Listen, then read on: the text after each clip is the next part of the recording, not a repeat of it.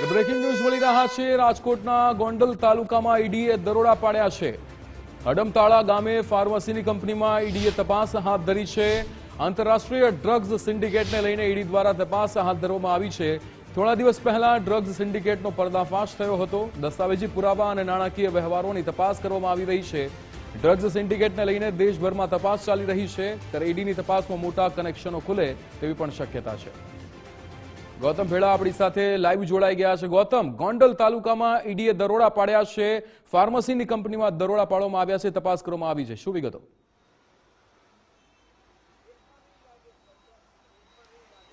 જી ચોક્કસ, જે દાઉદ સાથેનું જે કનેક્શનનો જે સલીમ ડોલા કે જેનું આંતરરાષ્ટ્રીય સિન્ડિકેટ સામે આવી છે, ડ્રગ સિન્ડિકેટ સામે આવી છે ને તેમાં જે પૈસાના હવાલાથી માંડીને અનેક જે આક્ષેપો થયા હતા તેને લઈને હવે ઈડી દ્વારા તપાસ હાથ ધરવામાં આવી છે ને આ તપાસ છે તે હવે ગુજરાત સુધી પહોંચી છે।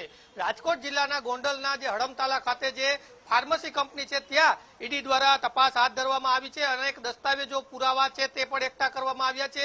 નાણાકીય દસ્તાવેજી પુરાવા છે તેના પણ જે પુરાવા છે તે એકઠા કરવામાં આવ્યા છે ને હાલ આ તપાસ કરવામાં આવી રહી છે। મહત્વની વાત છે કે આ આંતરરાષ્ટ્રીય જે સિન્ડિકેટ સામે આવી છે, ડ્રગ્સના જે પૈસાના જે હવાલાનો મામલો હતો તેને લઈને ઈડી દ્વારા હવે જે તપાસ છે તે હાથ ધરવામાં આવી છે ને ગોંડલ તાલુકાના હડમતાળા ખાતે જે એક ફાર્મસી કંપની આવેલી છે ત્યાં પણ આ જે ઈડી છે તેમના દ્વારા તપાસ હાથ ધરવામાં આવી હતી અને આ આંતરરાષ્ટ્રીય જે ડ્રગ સિન્ડિકેટ છે તેના તાર ગોંડલ સુધી જોડાયેલા હોવાનું સામે આવતા તપાસ કરવામાં આવી છે। જી બિલકુલ ગૌતમ, સમગ્ર માહિતી સાથે જોડાવા બદલ આપનો આભાર।